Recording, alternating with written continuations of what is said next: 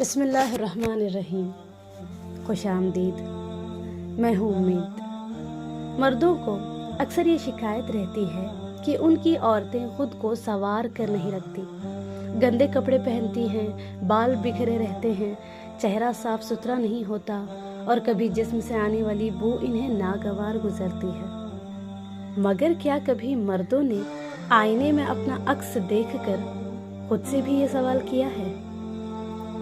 برسوں سے بہت سی عورتوں کو بھی اپنے مردوں سے بالکل یہی شکایت ہے کہ مرد اپنے حلیے کا خیال نہیں رکھتے، بال نہیں بناتے، کئی دن تک کپڑے تبدیل نہیں کرتے، پرانے اور بوسیدہ چپل پہنتے ہیں، کام کے پسینے اور بو والے کپڑوں میں ہی سو جاتے ہیں۔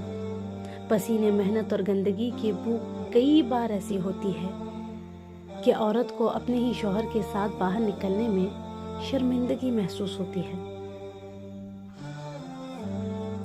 عورت بھی تو یہی چاہتی ہے کہ اس کا شوہر صاف ستھرا، خوش لباس اور باوقار نظر آئے، اس کے بال بنے ہوئے ہوں، ناخن تراشے ہوئے ہوں، لباس سے خوشبو آ رہی ہو، اور جب وہ گھر آئے تو اس کی موجودگی سے پورا گھر مہک اٹھے اور مسکراتے ہوئے گھر میں داخل ہو، اس کے اخلاق میں نرمی ہو، اس کے لہجے میں اپنائیت، احساس اور محبت جھلکتی ہو۔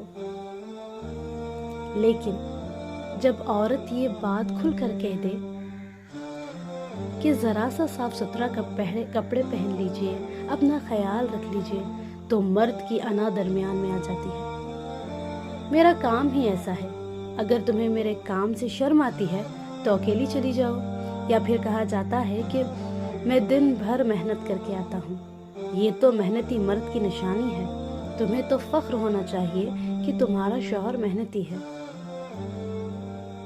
سوال یہ ہے کہ اگر عورت اپنی ذمہ داریوں کے باوجود خود کو صاف ستھرا اور سنوار کر رکھ سکتی ہے، تو پھر مرد اپنی محنت کو اپنی صفائی سے غافل رکھنے کا جواز کیوں بناتے ہیں؟ عورت سے ہر حال میں توقع کی جاتی ہے کہ وہ صاف ستھرا بنی سوری ہوئی ہو، مگر یہ کم ہی سوچا جاتا ہے کہ عورت بھی اپنے شوہر کو بہترین انداز میں دیکھنا چاہتی ہے۔ وہ بھی چاہتی ہے کہ اس کا شریک حیات اپنی ذات کا خیال رکھے، کیونکہ رشتے میں خوشبو، سلیقہ، کشش صرف عورت کی ذمہ داری نہیں، مرد کی بھی اتنی ہی ذمہ داری ہے۔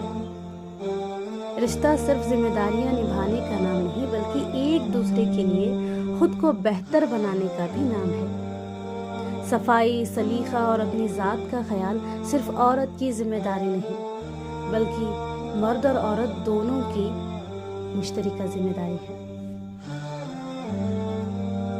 امید ہے آپ کو یہ اس عنوان پر بات پسند آئی ہوگی۔ شکریہ۔